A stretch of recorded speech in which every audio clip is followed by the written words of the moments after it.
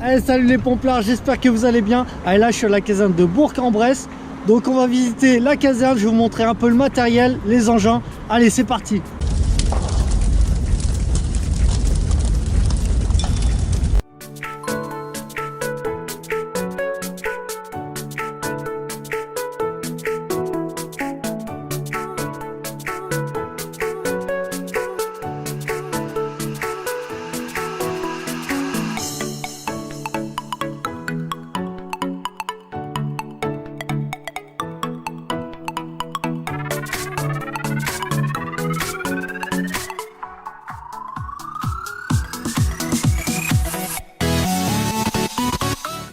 Donc déjà mon capitaine, merci de m'avoir accueilli au centre de sport de Bourg-en-Bresse. Donc merci à vous.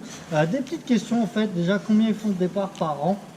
Alors c'est d'abord un grand plaisir de vous accueillir au sein de cette caserne. Alors le CS de Bourg en fait effectue 7300 départs à l'année, ce qui ça fait à peu près une moyenne de 20 départs par jour environ. Ok, ça marche. Et combien il y a de volontaires et de professionnels en fait dans ce centre de sport? Alors l'effectif actuel est d'environ 75 sapeurs-pompiers volontaires et de 48 sapeurs-pompiers professionnels. Et donc par jour la garde en fait ils sont à combien? Alors c'est un petit peu particulier. Alors là, les journées en semaine, il y a 16 sapeurs-pompiers de garde, le samedi 14, le dimanche 12 et toutes les nuits en fait à partir de 19h l'effectif est de 12 sapeurs-pompiers de garde. Allez, donc maintenant on va aller faire le tour des camions, du matériel. Allez, c'est parti. Donc voilà, là on est face au FPTSR RR, donc fourgon pompe-tonne secours routier rail-route, un fourgon qui permet de s'enrailler pour partir en reconnaissance pour d'éventuels feux de train. Il a aussi la particularité de servir de véhicule de désincarcération. Ça c'est l'écran, c'est quoi? L'écran pour voir les bougies. Si elles sont bien positionnées. Ok.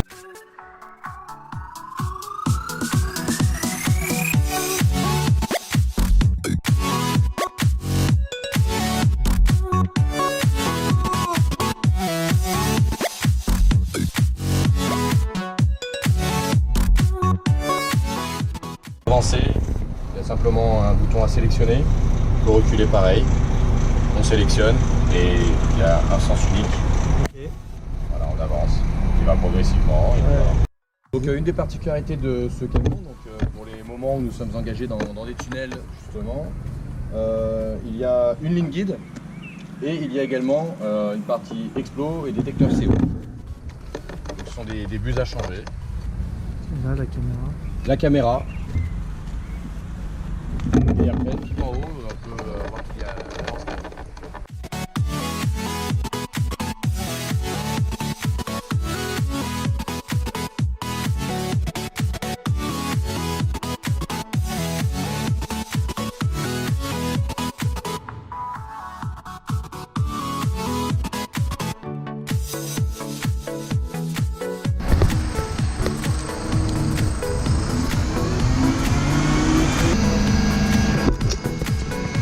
Ok, là c'est parti là.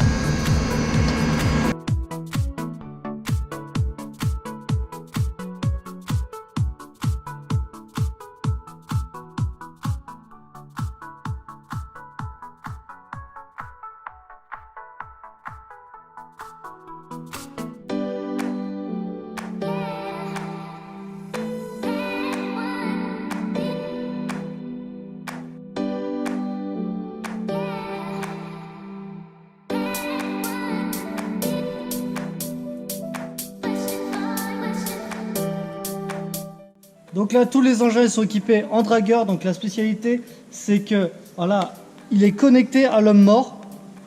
Donc là, je viens d'ouvrir la bouteille. Donc on a là la pression de la bouteille, la diode pour voir que ça marche. Et voilà, si je déclenche.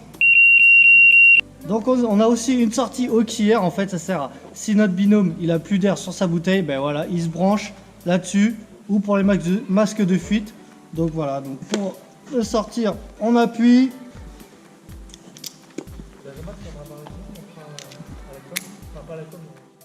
Est-ce qu'il y a des spécialités en fait dans la caserne? Oui, alors on est le centre un petit peu, on est déjà le plus gros centre du département, donc à partir de là on est centre support comme on dit, et on abrite donc des spécialistes plongeurs, des spécialistes grimpe, donc les interventions milieu périlleux, RCH, donc tout ce qui est risque chimique, radioactivité, Bien évidemment également le feu de forêt, le secours routier et les autres spécialités habituelles d'une caserne de sapeurs-pompiers. Donc dans le département, on a 15 sapeurs-pompiers qui sont spécialistes de la cynotechnie. On a 8 chiens opérationnels et 5 chiens en formation. On intervient pour toutes les missions de recherche de personnes ensevelies, recherche de personnes égarées, et puis recherche de personnes en milieu subaquatique également. Et au sein du centre de Bourg, il y a deux sapeurs-pompiers cynos, dont un des deux, donc c'est Caroline, ma collègue, qui est vétérinaire également. Et 2 chiens font partie du centre de secours de Bourg. Voilà. Je vais vous présenter l'équipe nautique du département de l'Ain. Donc l'équipe nautique est composée de 30 saves et de 27 plongeurs. Dans le département, on retrouve des risques qui sont liés au trafic fluvial dû au trafic touristique et commercial. Hormis également le risque courant de baignade et de noyade pendant les saisons estivales, on retrouve aussi des risques de crues torrentielles. Donc le département de l'Ain s'est doté d'une équipe de sauveteurs eau vive.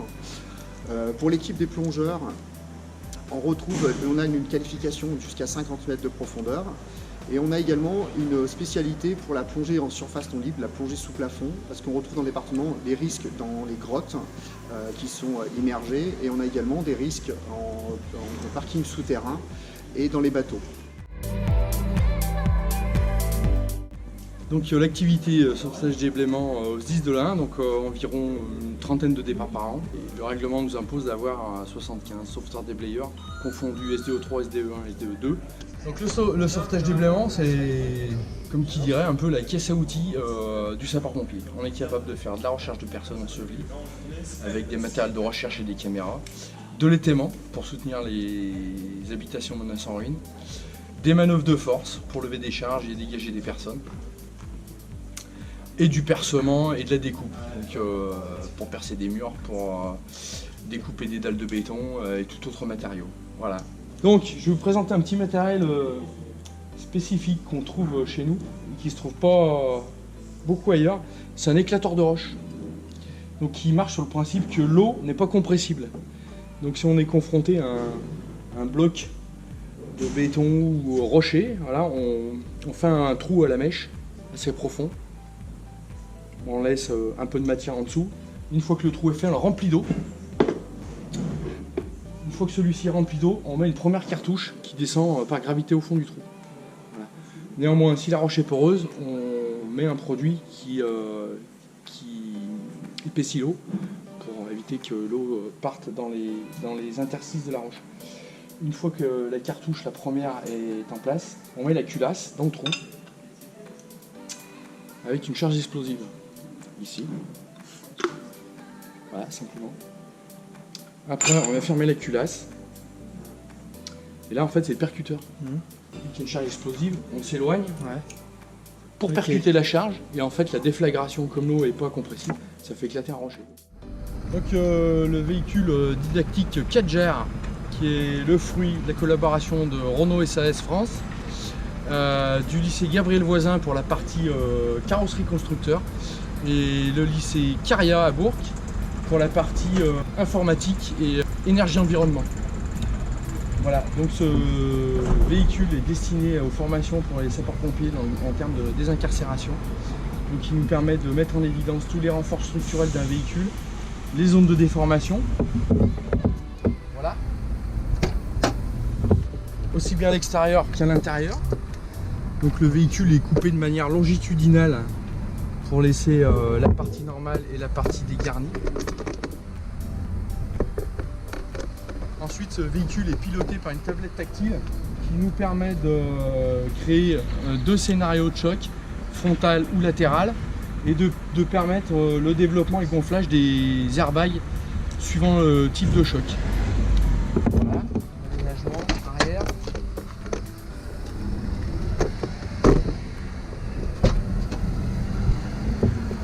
Ah, putain, Avec toute la partie de gestion de l'électronique et du Bluetooth, de la tablette tactile.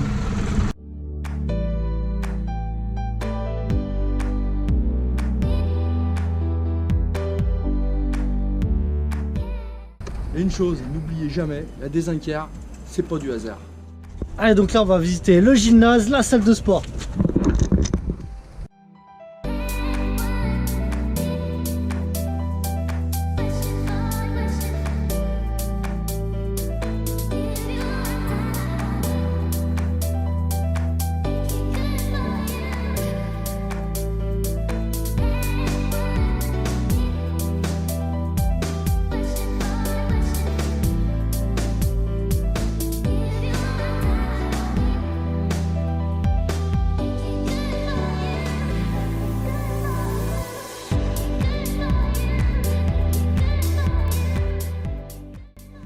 Donc j'espère que la vidéo vous a plu. Donc n'oubliez pas, il y a 2 événements vraiment à ne pas louper. Donc il y a le bal du 13 juillet. Donc là franchement ça va envoyer la cam.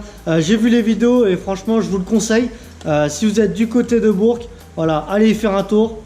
Et l'autre événement, c'est le congrès national des sapeurs-pompiers, donc qui a lieu du 26 au 29 septembre 2018. Et il y a un site internet si vous voulez plus d'informations. Donc c'est congrès2018.pompier.fr. Et je voulais aussi remercier le SDIS de l'Ain et la caserne de Bourg. Franchement, ils ont été au top. Ils m'ont mis les véhicules à disposition. Donc voilà, franchement, je voulais vraiment les remercier. Et on n'oublie pas, si t'es pas mort, envoie plus fort.